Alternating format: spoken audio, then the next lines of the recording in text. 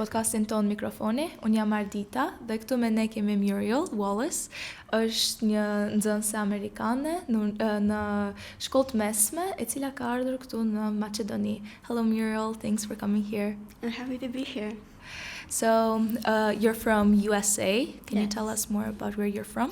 I'm from Columbus, Ohio, and I was born in China, but my parents adopted me, and we're kind of from all over. So my mom is from Canada, and then my dad's from Texas, and then we're all in Ohio. You're a great blend. Yeah. Like a representation of how multicultural America is. Yeah. So, you're like the definition of USA, I would say. Maybe.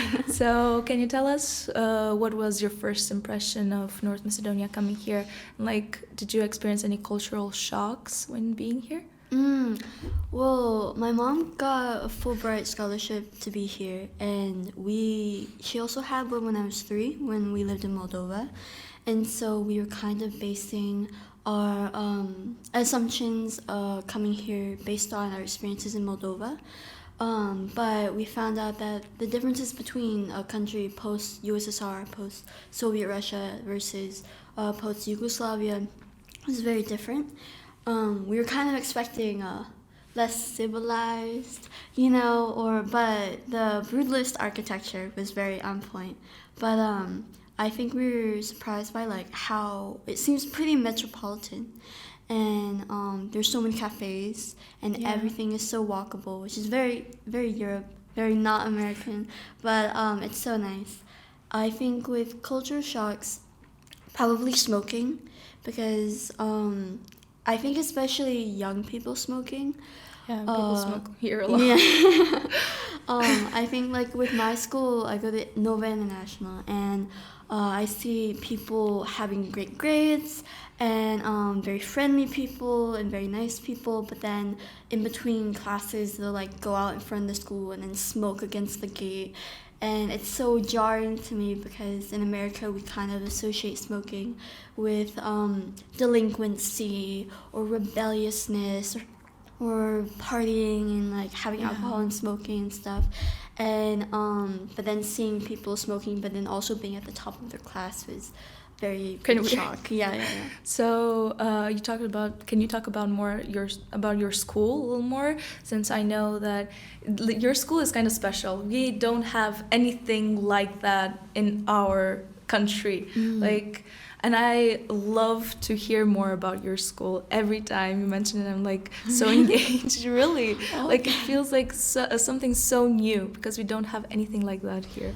Well, in Columbus, I go to a private school, but it's an all-girls school, and it's a pre-K through 12 school. So, and there's a thing called PAC, where people can have like their preschoolers. Like a lot of my classmates, or a couple of my classmates, have been there since they were 2, and then they're all the way through senior year. And at our school, we would call each section like lower school, middle school, and then upper school. But then other schools in America call it just elementary school and high school, and then middle school sometimes junior high and all that. But for us, we do a block system, so 8B days, and we do 8 o'clock to 3:30.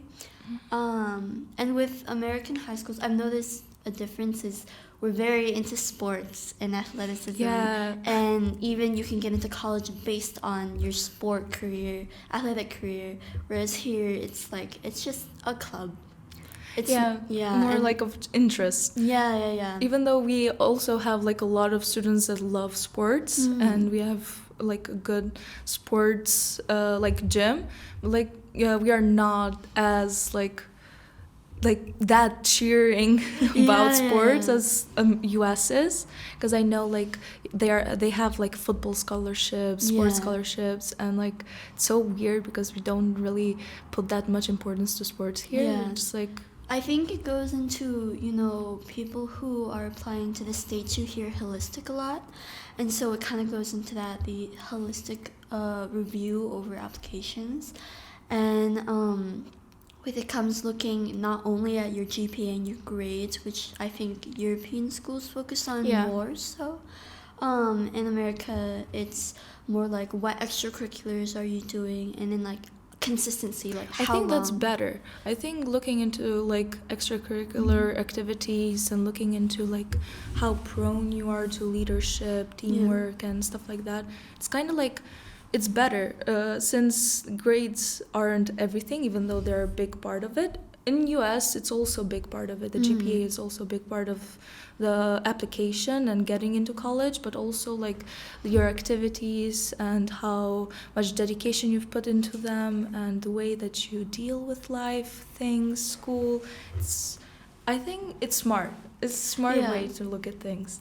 I mean, I think as with everything, it has pros and cons. I think especially with the college process, it can become just not really authentic. One problem that I think a lot of universities have said they're having is that students aren't able to do the work that college requires. You hear about grade inflation. Everyone has like 3.5 or higher when that isn't really what the work is deserving. And so as a result, there have been instances where college students, they get into a school based on their extracurriculars, but then they're not ready to do the academic work. They just didn't expect all the writing or all the reading or the rigor, depending on which school they go to. And then another thing, I think, you said leadership, and it's kind of like a buzzword. It's like the key word you look for. Yeah.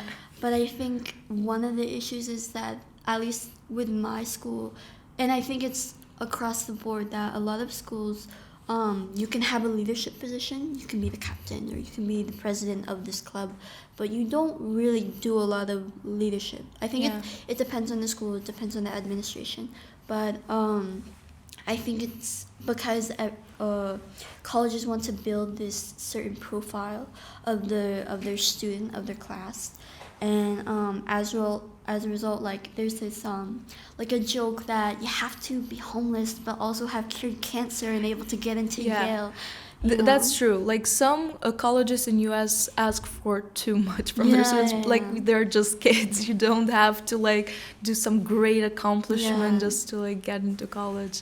And I think that's what kind of affects people can have all these things and check all the boxes on the resume, but what are they actually doing? Like, are they actually like organizing things? Are they actually contacting I've actually people? heard a lot of stories where like some students have written books, have done great extracurricular activities, and in the end they have not really gotten into the college they wanted to get into. I have a few friends like that. It's like so surprising. It's so weird. Like, are you sure what you want? Are you sure about what you're asking for? Yeah, I think it just goes into like another thing with college applications that I think people don't know that a lot of colleges, they have a set number of how many students are going to in their early round, in their early decision, early action, and a regular decision.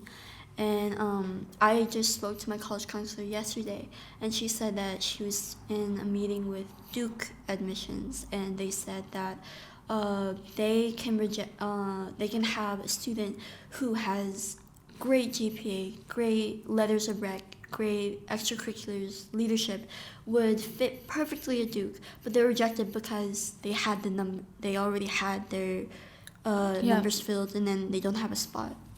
And so I think it also makes it hard that college application can be so stressful and you take it so personally when sometimes it's just not personal. Yeah, true. So, but like why I like your school so much, your school back in US, is because it's an old girls' school, which is like something we have never heard of here. And like it's so, like for us, it's a cultural shock. Oh, really? And like we have never had an all-girls school in North Macedonia. And when you first told me about it, I was like so interested into it. Like I know I've asked you a lot about your proms and you're like, because is it true that studying or high school in US is like in the movies, because it's like portrayed and idealized in like these films? Is it really like that? I went to an all-girls school, so I'm not even experiencing the movies. There are no boys in my high Still, school. it's like... But I think, well, first of all, with gendered schools, it came from the UK. You know, you hear like all the boys' schools that like you hear like actors went to whatever, it's Dover, whatever it was, and so we have girls' schools and boys' schools. Typically, they're Catholic schools or like they're religiously affiliated schools. Mine's kind of peculiar by being an independent school. But there has been research that girls do better in all-girls schools and boys do better in co-ed schools, which I can kind of understand. Yeah. You know? But with the movie comparison, I think it's pretty representative of public schools. You know, private schools, first of all, a lot of them have uniforms. And you don't see that in the movies. But public schools, from what I've heard, like football games are a big deal. Like in Columbus, you have there are like days, like there's a whiteout day, and so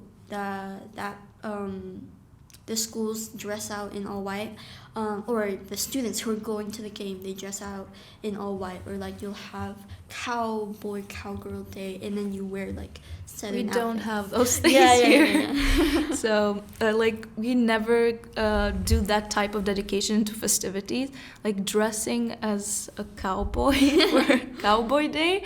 Like you're so creative. I feel like you're US is such a creative state where it just like creates these days, special days, and like it's more festive, I guess. I think school spirit is a really big deal. Yeah. You know, we're very into rivalries to keep up, because it keeps up not only like the students' motivation, you know, for school reputation, and then that can up, like if it's like academic rigor rivalry, then it ups like students' motivation to study.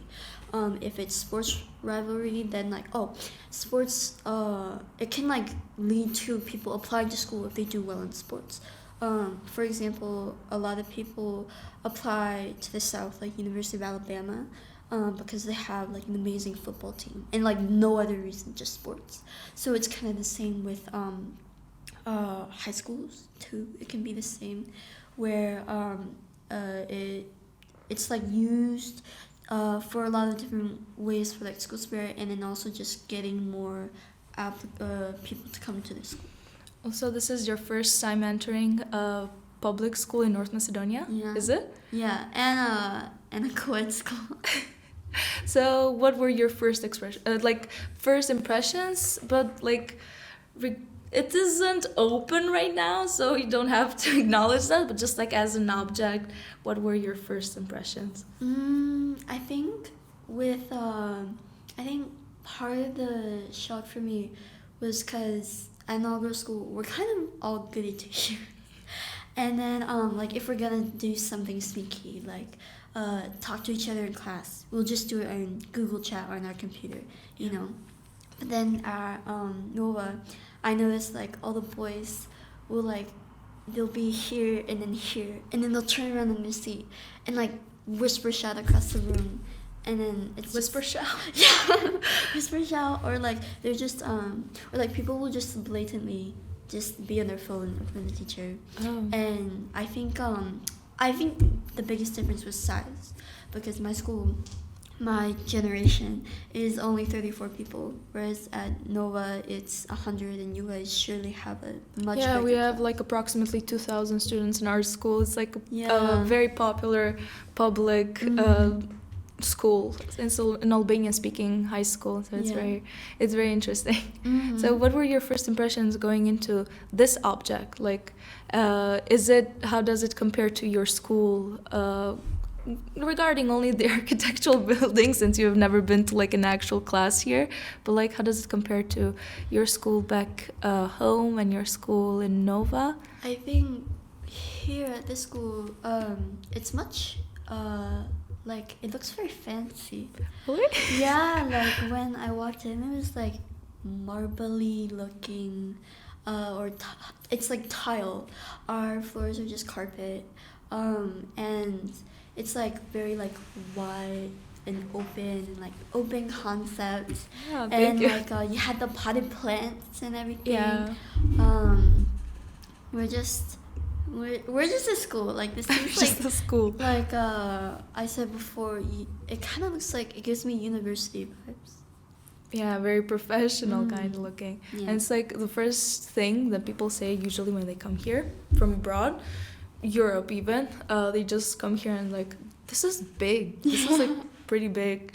And yeah, we have like almost 2,000 students here. It's like, it's very big. It's very filled with students. Like, How many people a generation? like a generation has like 16 parallels, we call it, like 16 classes with like in the middle like 30 students each in each class.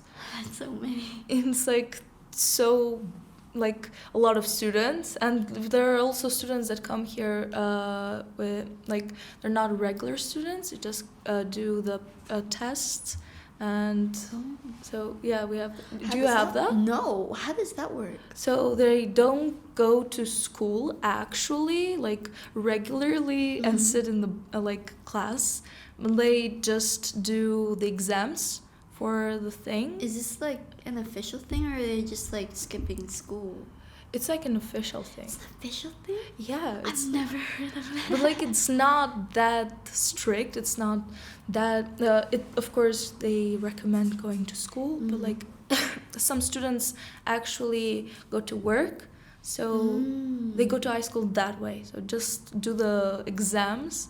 Like after they finish with the exams, they finish with like year 1, for example, and so it's like they do the same for each year. So like they would study independently Yeah. at home? Yeah. That's so interesting. Like some universities do that as well here. Really? Yeah. I've never heard of that. Really? No. Oh my god, this is your first cultural Wait. shock. Wait, do you guys like, do you do attendance? Yeah, for So regular you know, students. So then you know like who isn't regular and who. Oh yeah. Oh, okay. So like regular students, they study regularly, but like officially, if you want to become an irregular student, just like put in your documents, and then you come here to school in like set time and date to take your tests in Albanian, your tests in physics, your tests in whatever. And it'll be like every like unit test. Yeah. Okay. So yeah, it's like that. I've never heard of that. Really? Ever. No, that's so weird. Yeah, we also have the same thing in universities as well. Oh, is it like the one by American Corners? Is it like that too? Yeah, yeah, it is. It's everywhere. I've never heard of it. Wow. Really? That's so You're so weird. surprised. Well, I just think it's so weird. But like, I think it makes sense if they're working and stuff. Yeah, Yeah. but you also, we want to talk about your extracurricular activities, which is the book club, Yeah. American Corner, because you mentioned American Corner, and tell me more about it. So really, it goes back to college applications. To A fill out full circle moment. to fill out the box of volunteering. I volunteer, you know, and so, because it's like, you look at all the schools, you know, always like 86% of our applicants said that they did volunteering. And it's like, you don't know how much that is. Is that like Yeah. a day, you know, be real. But one of the schools I want to go to, volunteering is one of their really big aspects. So I wanted to participate. And back home with COVID, it was hard to find anything to volunteer at for the first 2 years, freshman and sophomore year. And then junior year, I'm really into reading humanities and stuff. And so we wanted to reach out to libraries, see if I could teach writing or teach reading, or maybe teach English to like immigrants who weren't completely fluent or something like that. But none of the libraries got back to me, and so I was kind of just really I mean, it's their anxious. loss. You would be a great teacher, in my opinion. Thank you. But so here I was like, well, I might as well just make something, and thankfully there's American Corners, and so very quickly over the summer we started thinking about doing a book club, since that would be pretty easy. It's something that I would like to do. It wouldn't be something. So you love reading. Yeah. But and so what I did for that was we picked. At first, I wanted to do classic books, and it ended up maintaining that way based on the votes that we got for other books. And I also did like discussion questions. And there's like a mid-check point and everything. So yeah. I know that even the participants that participate in the book club, they were so eager. You told me that they were so eager to discuss about the books that your time would like pass the limit. We were always like going over time. Like American Corners would end at 6, and then we'd end like half an hour later, and then the coordinator would be like, "We've got to go. We've got to close it." Like. And so I felt bad, but it was nice, and it was kind of nice because the first I just finished in the beginning of December, the last session, and the same exact people who came for the first session were there for the last session, and so it was also a nice. What is your favorite book that you did in the book club? I think Frankenstein. Frankenstein? You're the first one? Yeah. I think because the discussion was really, really good. And I enjoyed reading it. It was also a different genre. Yeah. You know, gothic, horror-ish. I would like to reread it like all in one setting and at night to get into the mood of it as a good story. It's kind of sad as well. Like yeah. It's less horrific and more sad. You just like start feeling bad for the monster. Yeah, it has a lot of philosophical points. Yeah. We covered it in the book club stuff, and it was very fun. I think that was the longest one that we had. But the second session, we had a hiccup at the session that made it kind of iffy. But and then the third session was good. So. What was the hiccup? It was just that just kind of an older man had come. Oh, yeah. Okay. And it's just a bunch of 17-year-old girls, and it just kind of made it uncomfortable. Okay. Yeah. So, but like we love reading books, and that's like something that we talk about a lot. And do you mind sharing what's your favorite author?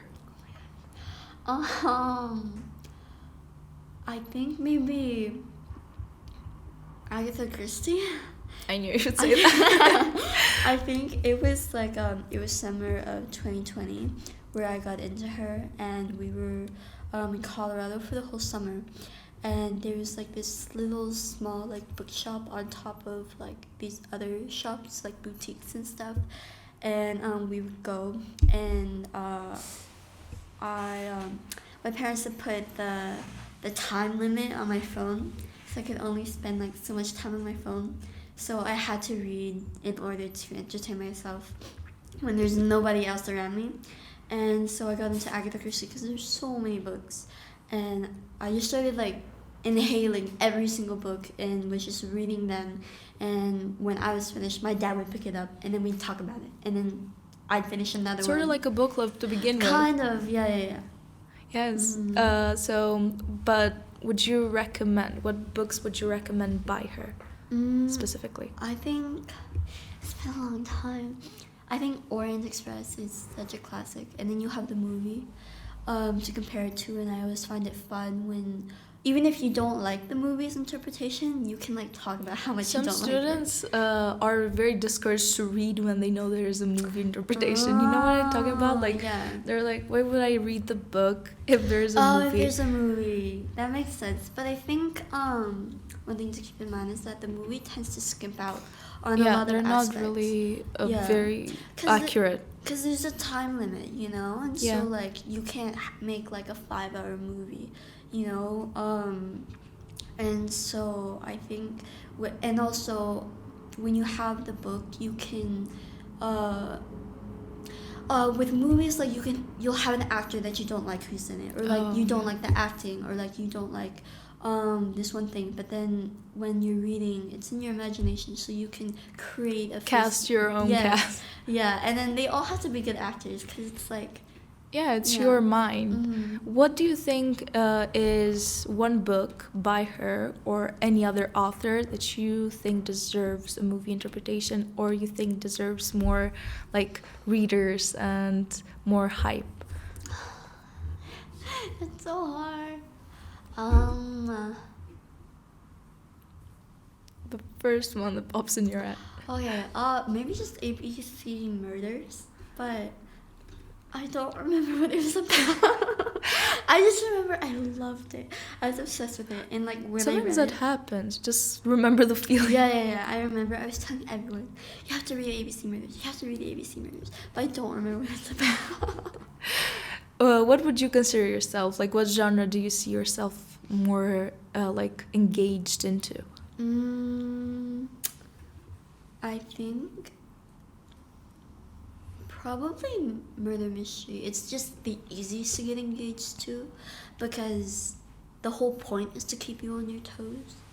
But I think what I also like reading are like classic books. Because you just feel smarter when you read them. Yeah. But I think also if you ever want to learn more, like understand it. I mean, there's a reason why they're classics. Yeah, I think it's so easy to find resources on the internet.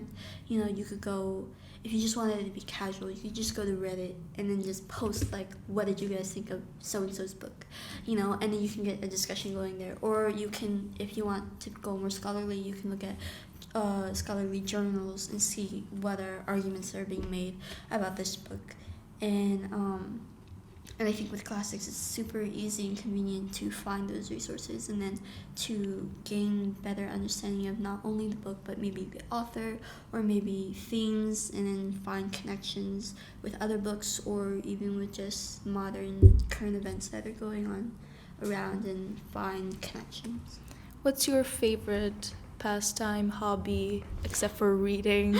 You don't have to say personality test. Since we talked about it, lately I've gotten into personality tests, like the MBTI especially. But I think part of it is because my school made us do it, like, because we're doing a lot of discovering who you are, and like what is your type of learning, stuff like that. And so part of it was a mass email being like, take the MBTI test, and then everyone took it, and then you do an activity where you learned about different parts. And then another one we had to do was the Enneagram test, which came out more recently, and it's supposed to be more accurate stuff. They're fun though. They're so fun. There's also like 6 personalities, the test there. Do you recommend any other tests? I know that's the only one I know. I think like this isn't like one of the personality tests, but what I'll be doing, there's a career aptitude test. It's official, and you have to go there, and at least for my dad took it when he graduated from college, because he had no idea what he was going to do, and he had to do it for like 2 days, and it's called the Johnson O'Connor test. And so you'll do like it'll do a number and it'll blink away, and then you have to write down as many as you can. That's so specific and scientific. It's based on like what your aptitudes are, like how your brain works, and then so based on your aptitudes, it'll suggest careers that would just work for you, because your brain naturally thinks in that way. I know there's this other one. It's like sort of like a personality test.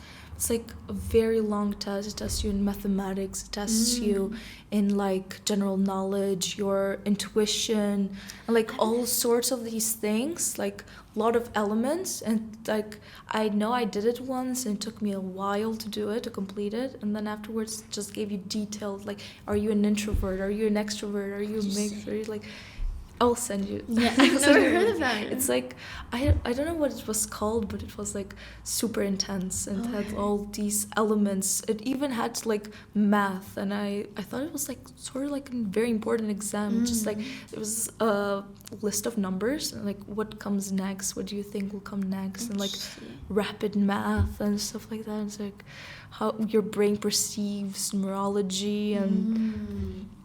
That sounds interesting. Yeah, and I think it was sort of like a personality test. Yeah, it sounds like an aptitude test of some sort. Yeah. Yeah, maybe not the Johnson O'Connor, but like another aptitude test. Yeah. But you also have other hobbies as well. This is like, I know about the personality test. We talked about it, and just it's interesting because it gives scenarios and just like it looks into the differences and the similarities between like how we would deal with those like problems, let's say, or like situations. But you also do sports, because I know that you are very US, like very inclined into sports. Yeah. What's your favorite sport? Skiing, 100%. If Ohio wasn't a flat state and there were no hills, I would be on a ski team if I could. Yeah? Yeah. So where do you ski in Ohio? There's like this small like hill in Ohio called Snow Trails, and so it's like a little small like ski place. It's not a resort or anything. It's just got a cabin where there's a restaurant, and then there are like the rides, and we skied there, and then we also skied in Colorado, and then while we've been here, we've skied in Georgia. Have you, while you were here, you skied in Georgia? Mm-hmm. So you couldn't find any place here to ski in? Well, there's not snow on, up in, our winter has been kind of like dead recently. It's weird that there is this instance where it just snows during March. I've heard that. I've heard that like your seasons are like delayed. Yeah, it didn't used to be like that. Yeah. Like climate change, global warming. But you can you tell us more about anything you're planning, anything new going on with you? What are you anticipating right now for the end? I guess I'm anticipating going home, because it'll be like another culture shock, because I've gotten so used to everything here. I mean, I won't miss the smoking at all, or having to take a shower every single day to get the smell of cigarette smoke out of my hair. But I think we'll definitely miss how easy it is to get everywhere, how easy and cheap the taxis are, and you can just walk to Vero and to Rem store and all the cafes and all the kafanas. Or also, if you ever write a book, you have to write a guidebook. Because I feel like we have not talked enough about, like, you've traveled the world, in my opinion. You've been to India. Yeah. You said you've been to Moldova. You've been in Finland as well, right?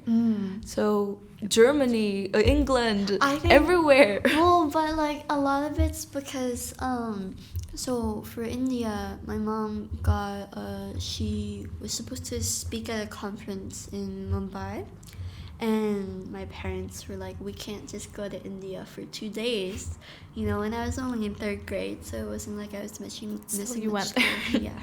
You can claim that you've been to India. And then for Finland, my mom has a college friend up in Finland, and we have friends, and so it's easy to go there because we can just stay at their house, so that throws away like living or hotel costs, so it's convenient to stay there, and then you can just hop around the Scandinavian countries.